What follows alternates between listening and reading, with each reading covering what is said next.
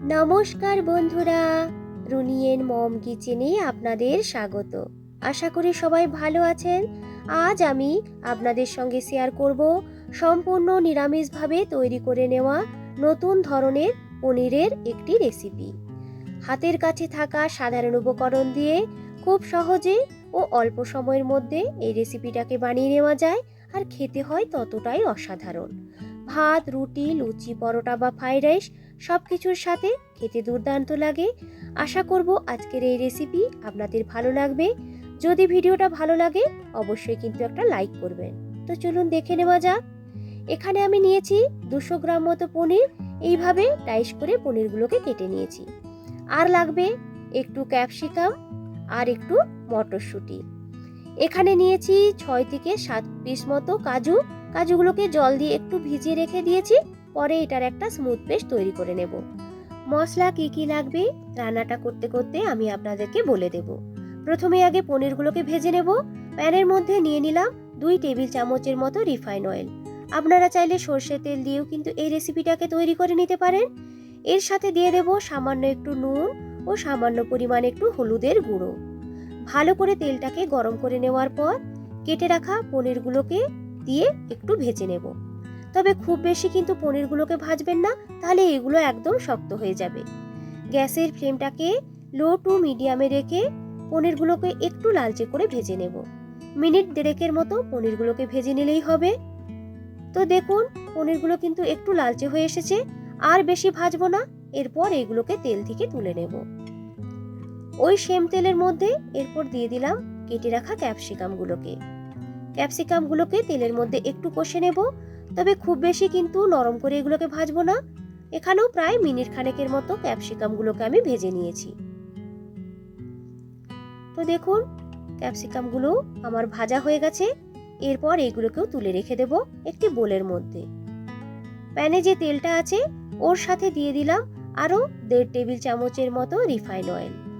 তেলটা যখন খুব ভালো করে গরম হয়ে যাবে তখন এর মধ্যে ফোড়নের জন্য দিয়ে দেব 1/2 টেবিল চামচের মতো গোটা জিরে, আর দিয়ে দিলাম একটা তেজপাতা। আপনারা চাইলে এখানে একটু হিংও দিতে পারেন। এরপরে গ্যাসের ফ্লেমটাকে মিডিয়ামে রেখে কয়েক সেকেন্ডের মতো ফোড়নটাকে ভালো করে ভেজে নেব। যখন ফোড়ন থেকে একটা সুন্দর গন্ধ বের হবে দিয়ে দেব কাঁচা লঙ্কা এবং আদার পেস্ট। তেলের মধ্যে আদা দিলে এইভাবে চারিদিক থেকে ছিটিয়ে ছিটিয়ে যায়। সামান্য পরিমাণ একটু হলুদের গুঁড়ো ওই আদার পেস্টের মধ্যে দিয়ে দিলে দেখবেন এই ছেটানো ভাবটা কিন্তু অনেকটাই কমে যাবে। এরপরে মশলাটিকে ভালো করে কষে নেব যতক্ষণ না পর্যন্ত আদার যে একটা কাঁচা গন্ধ থাকে সেটা চলে যাচ্ছে। আরও প্রায় 2 থেকে 3 মিনিটের মতো ভালো করে কষে নিয়েছি। এরপর এর মধ্যে দিয়ে দিলাম একটা বড় সাইজের টমেটোটা যতক্ষণ না পর্যন্ত ভালো করে নরম হয়ে আসছে ততক্ষণ পর্যন্ত মশলাটিকে কিন্তু কষে নিতে হবে। সামান্য একটু নুন ওই মশলার ভিতরে দিয়ে দেব, ফলে টমেটোটা খুব সহজেই কিন্তু নরম হয়ে যাবে, আর মশলাটি কষে নিতে খুব বেশি সময়েরও কিন্তু প্রয়োজন পড়বে না।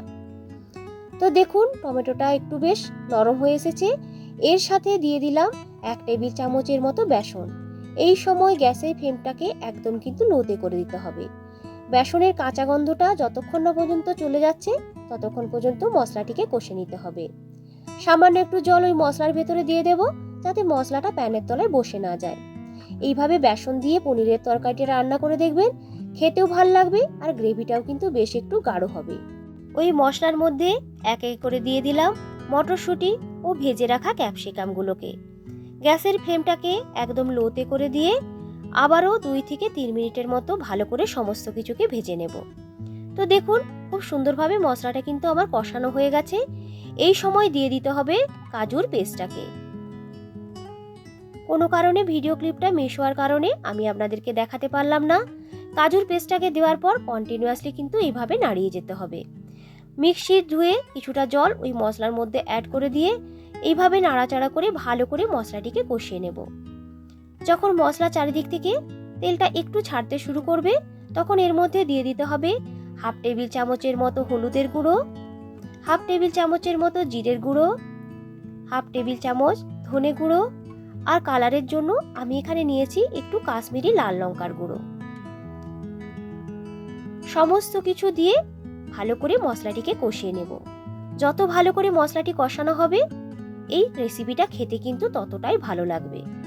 তো দেখুন মশলাটা বেশ একটু শুকনো শুকনো হয়ে এসেছে আর তেলটা কিন্তু চারিদিক থেকে বেশ ছাড়তেও শুরু করে দিয়েছে। এই পর্যায়ে দিয়ে দিতে হবে ভেজে রাখা পনিরগুলোকে। ভালো করে মশলার সাথে পনিরগুলোকে এইভাবে একটু মিক্সড করে কষে নিতে হবে। দিয়ে দিলাম সামান্য পরিমাণ একটু নুন, আর এর স্বাদটাকে ব্যালেন্স করার জন্য দিয়ে দেব খুবই সামান্য একটু চিনি। সমস্ত কিছু মশলা দেওয়া হয়ে গেছে, এরপর আরও একটু সময় কষিয়ে নেব।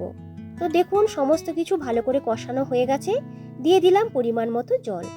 গ্রেভিটা আপনারা কতটা রাখবেন তার উপর নির্ভর করে কিন্তু জলটা দেবেন। তবে এই রেসিপিটা একটু বেশ মাখো মাখোই ভালো লাগে, তাই খুব বেশি জল কিন্তু দেব না। ভালো করে সমস্ত কিছুকে মিশিয়ে নিয়েছি।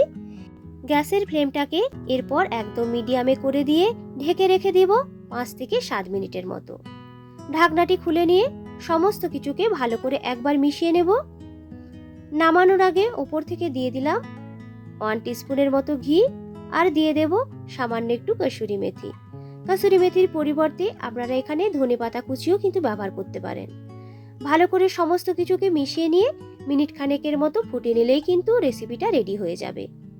ভাত, রুটি, লুচি, পরোটা বা ফ্রাইড রাইস সব কিছুর সাথে পনিরের এই রেসিপিটা খেতে লাগে দুর্দান্ত। গ্যাসটাকে অফ করে দিয়ে স্ট্যান্ডিং টাইমে রেখে দিলাম 2 মিনিটের মতো। তো বন্ধুরা, আজকের এই নিরামিষ পনিরের রেসিপিটা আপনাদের কেমন লাগলো অবশ্যই কিন্তু কমেন্ট করে আমাকে জানাবেন। যদি রেসিপিটা ভালো লাগে তবে অবশ্যই একটা লাইক ও রেসিপিটাকে বেশি বেশি করে বন্ধুদের সঙ্গে শেয়ার করতেও ভুলবেন না। আমার চ্যানেলে যারা নতুন বন্ধু তাদের কাছে অনুরোধ রইল চ্যানেলটিকে সাবস্ক্রাইব করে আমার সাথে থাকার জন্য। পুরনো বন্ধুদেরকে ধন্যবাদ জানিয়ে আবারও হাজির হব নতুন কোনো দিন নতুন কোনো রেসিপি নিয়ে। আজকের মতো টাটা।